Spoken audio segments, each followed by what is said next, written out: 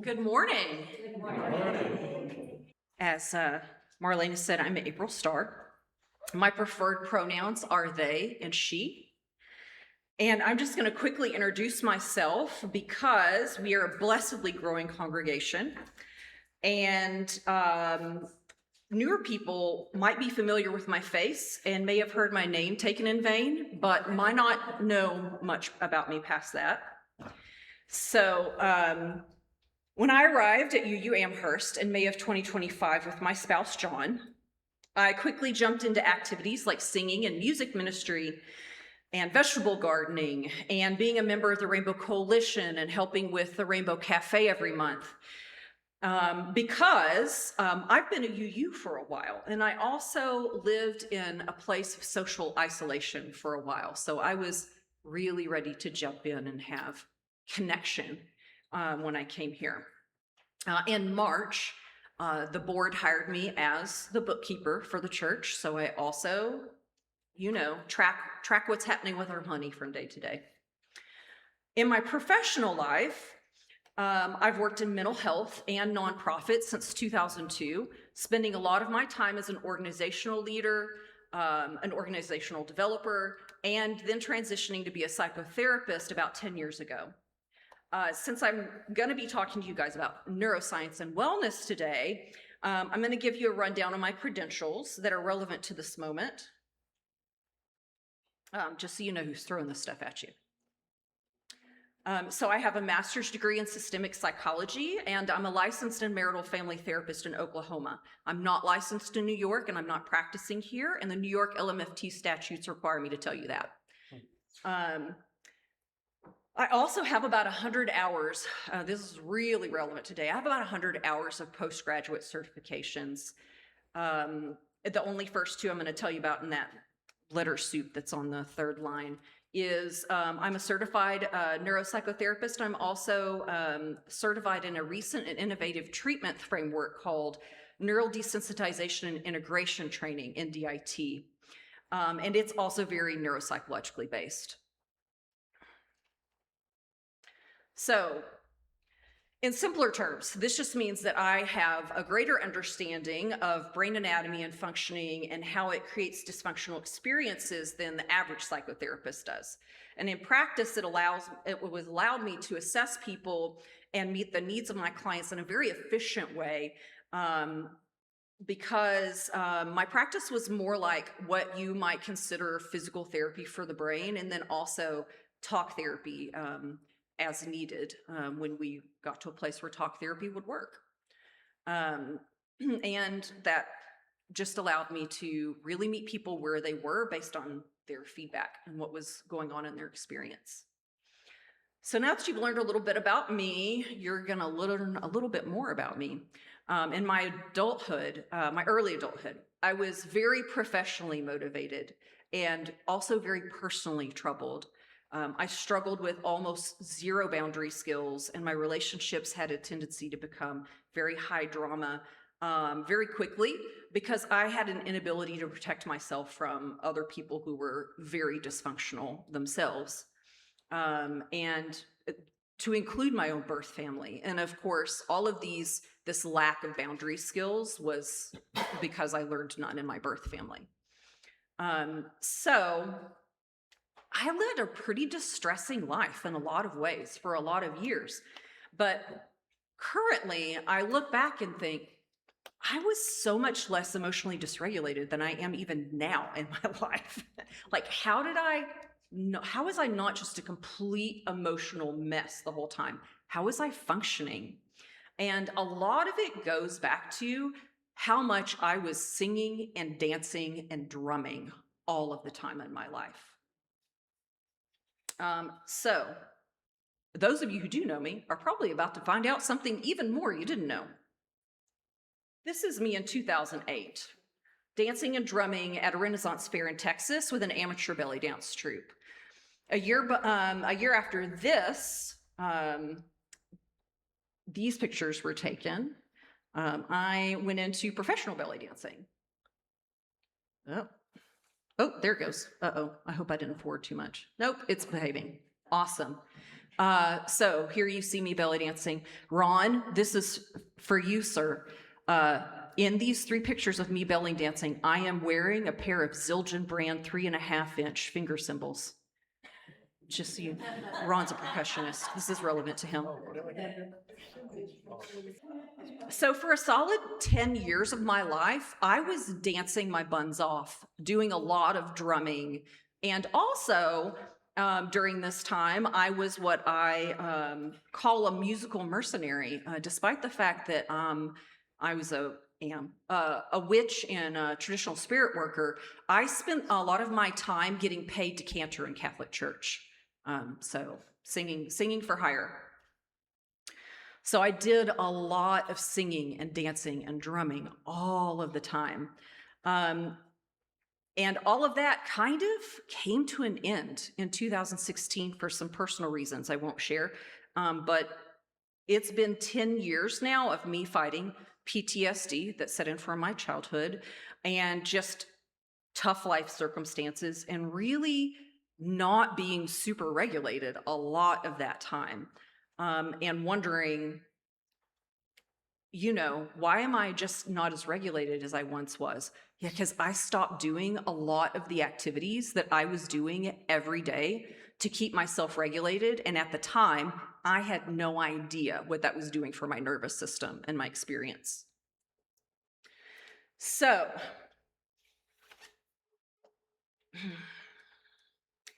this is what we know from all of our recent science and our recent imaging studies in the last 20 years or so, is that we have always regulated best when we are doing specific activities together: dancing, drumming, singing, swaying, holding hands, looking into each other's eyes, and sitting around a fire.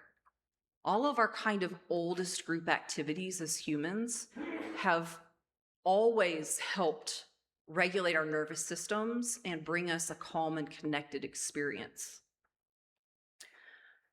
In recent years, this is that we know all of this is because we've just been able to monitor what's happening in the nervous system actively, like with things like functional MRI, since about 2000.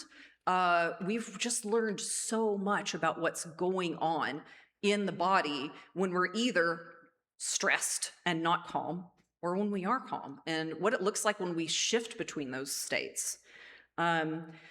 So one thing that we know is that singing vibrates your face and your throat, right here and right here, which stimulates various branches of the vagus nerve, which is when we stimulate the vagus nerve in various areas of the body using touch and pressure, the vagus nerve will activate our parasympathetic or relaxation response. That also, when we start into that state, we begin to be able to actually feel connected to people and actually interrelate with people in a functional way and not interrelate with people in a dysfunctional way. It really contributes to calm. And then also, a big deal with singing is that we control our breath when we sing. Some of us who are trained control it very intentionally, but even when you're not trained and you're not controlling it intentionally, you are controlling your breath. And what happens is our diaphragm closes down on a portion of the vagus nerve that is called the celiac plexus, but it's a big lacy part of it that goes around our abdominal aorta. And when we do breath work or when we sing and we control our breath, our diaphragm really stimulates that part of the vagus nerve, and it brings us a lot of calm. So here are some fun facts of things that we know about ourselves as humans and co-regulating. Co-regulation actually begins with attunement. So attunement is when your nervous system recognizes another nervous system and begins to mimic it. We do this largely through a brain process that's called mirroring. And that happens in the kind of frontotemporal parietal region right up here just above and in front of your ears. And we have neurons that are specifically do this, called mirror neurons. And when we watch someone else have an emotional experience, the mirror neurons allow us to recreate that experience within our brain. So obviously, this is a function that's one that's of the functions that's really essential to empathy. So for example, we know from brain studies that psychopathic brains show a lowered mirror neuron activity when they watch other people's emotions. Just an example. But it's very important for attuning. This is what helps us to start be able to attune with other nervous systems, are the mirror neurons. So once we attune to others, then we can start co-regulating with them. And so if you've ever wondered why you are not affected by watching someone else's emotions at some point, it's not because you're a nasty person with no empathy. It's probably because you're not attuned to that person in that moment. And so it's a little more difficult for you to actually jump on that emotion train with them. So here's the good news is you attune with someone, you start co-regulating with them, you may feel better. The bad news is, guys, you could attune with someone who's not in a good place and start feeling worse with them. We do this too as humans. So co-regulation is not like, when we talk about attunement and co-regulation, they're not like some wonderful, magical, always positive function in our brains. Like every function in our brains, it can be good or bad. And so it's very good to be aware of that. So all of this was kind of discovered. So why did we start looking at this? Because we had observations watching particularly PTSD group treatment and realizing that people were recovering from PTSD faster in group treatment. And so scientists wanted to know why. And so we started researching co-regulation in groups is what this led to. And that's why we know so much more about it. And one thing that we know from researching groups for a while now is that the group activities that promote the most co-regulation are time and well-being. The well-being part, that's what we want to focus on, right? Yeah, we want the well-being part. Is synchronous, repetitive, and bilaterally stimulating activities. So when I say bilateral stimulation, I'm talking about using body parts on alternating sides of your body. So dancing, drumming, and swaying side to side, yeah, are like all of those things, right? So we've also discovered from studies that partnered and improvisational dances are the best activity to maintain cognitive health and prevent dementia. So like, square dancing is one example. Tango is another example of partnered and improvisational dance. And connected to my story, belly dance is also traditionally improvisational when you perform it solo. And also there's a style of belly dance called American tribal style that is an example of group improvisational dance. So when you choose group or partnered improvisational dance, you're really getting kind of maximum benefits of well-being from dance. So one of the common differences between a hobbyist belly dancer and a professional belly dancer in Minot dance is that a professional belly dancer, as part of your job, is to learn the party culture and the dance culture of each of the people who hire you. And after you perform, your job is to get the guests up, to get them to party and have a good time and to dance with them for a while. And group improvisational dance is huge in Middle Eastern, North African, Turkish, and Hellenic cultures, which belly dance comes from. And so I've had the privilege of joyously being able to dance with a lot of different cultures in my life. So we're going to see a few videos now I'm going to show you some examples and talk about some of the things that are going on in the video that promote co-regulation. So the first one we're going to look at is Lebanese debke. And debke is is a pretty old dance in all Levantine cultures. So that's like Lebanon, Jordan, Syria. These are all, the first one you'll see is a Lebanese festival. And then there's a couple of videos from weddings. Some things for you to note is that you'll see that there is a leader, and the leader of the line does improvisation. And sometimes the second and third people in line will join that person in improvisation, and the rest of the line is holding the beat for everyone. You'll also notice people moving back and forth. There's a lot of side to side. And you'll notice that there are groups around them, sometimes moving to hold the beat as well, and sometimes just holding space. As you guys know, we talk about holding space in here if you don't feel like actively participating. Yes, lessons before we get it.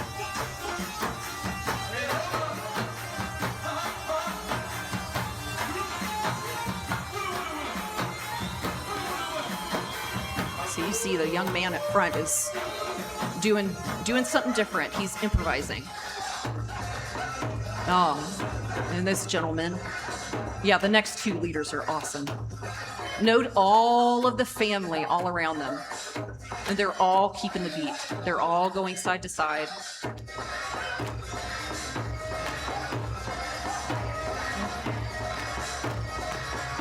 I'll address that in a second.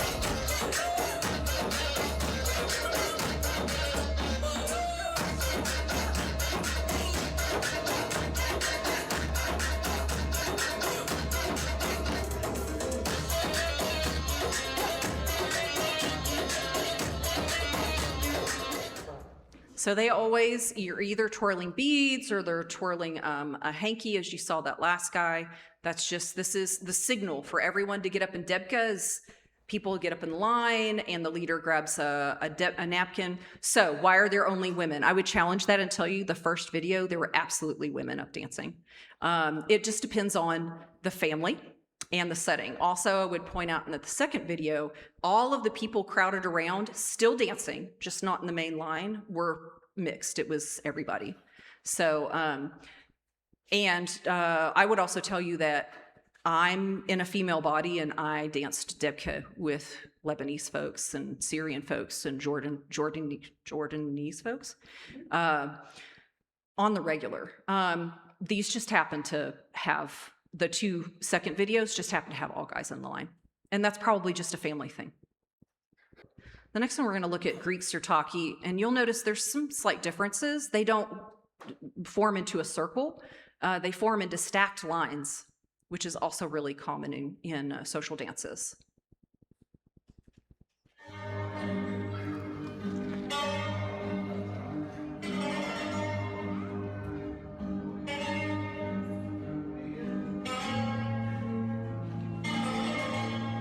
Now, one thing that's interesting to note about all these social dances is just like the Greek sirtaki, which this one is in particular is called Zorba the Greek, start slow and get really fast, and everyone gets faster and faster together.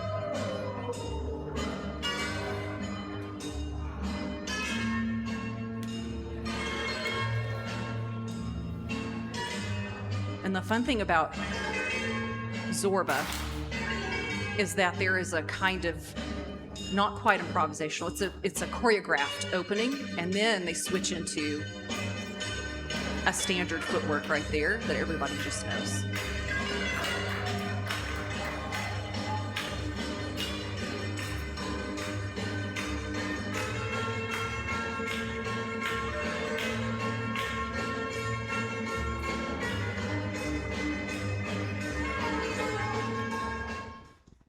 And yes, we have social dances like this in the US as well.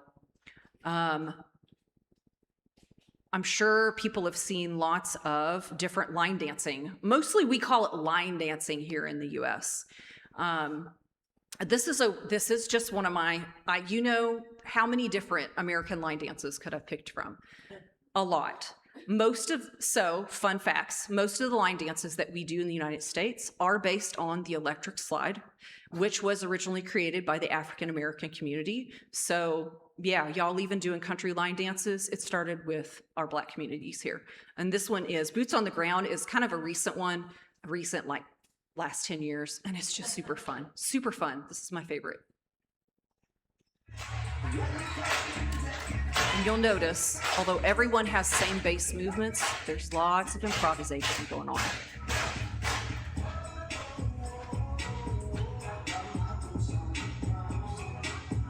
And they're even synchronizing themselves with the fans, with props.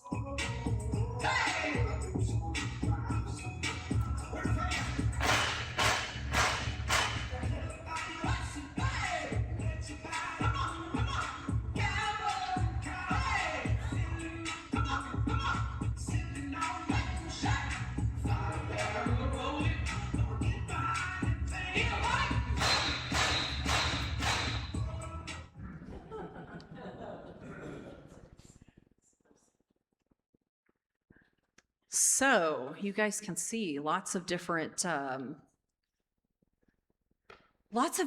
examples, you know, kind of from around the world of people using dance,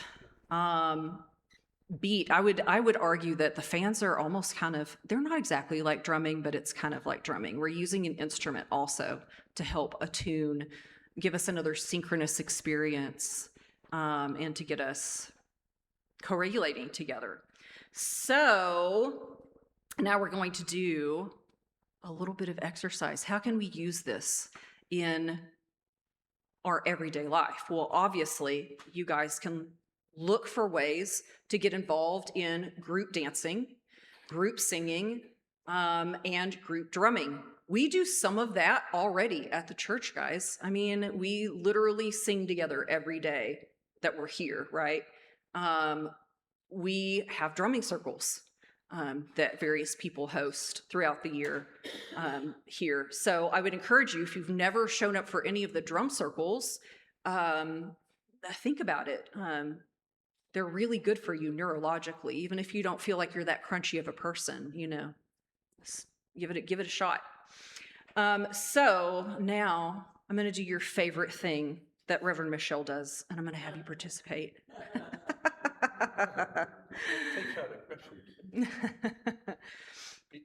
So the first thing I'm going to do is I'm going to give some instructions up front so that we all kind of know what's going to happen and we can feel calm and secure and decide how much we each of us wants to participate. So first of all, I'd like you to take a moment, close your eyes or let them rest downwards, and just so that you can focus on your internal experience and just check in with yourself, either from head to toe, or maybe just sit in that core of your body for a moment and see how you're feeling this morning. And decide if you feel like this is a good morning for you to try to attune and co-regulate with the people around you, or not. Okay, and let's just take a big deep breath. In and out slowly, both through the nose. Great. Okay, so here come the real instructions. So we are going to get up if you are able to. If you are not, I'd love for people to stay with the folks who don't feel like rising and moving in this moment, so that if they wish to have someone next to them.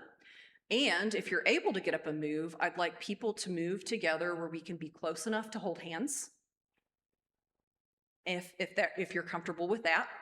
And if you're not comfortable with holding hands, try to stand at least, within a couple of feet of someone. We are going to sing in a song that we all know well.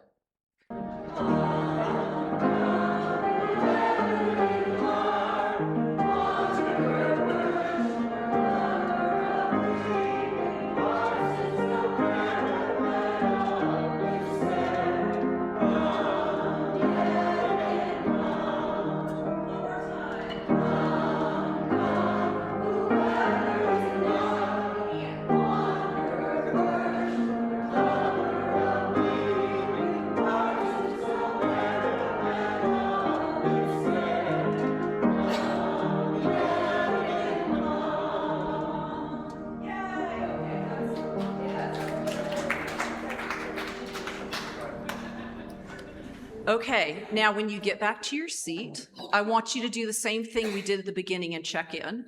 And just take a moment and see if you feel any different in your embodied experience.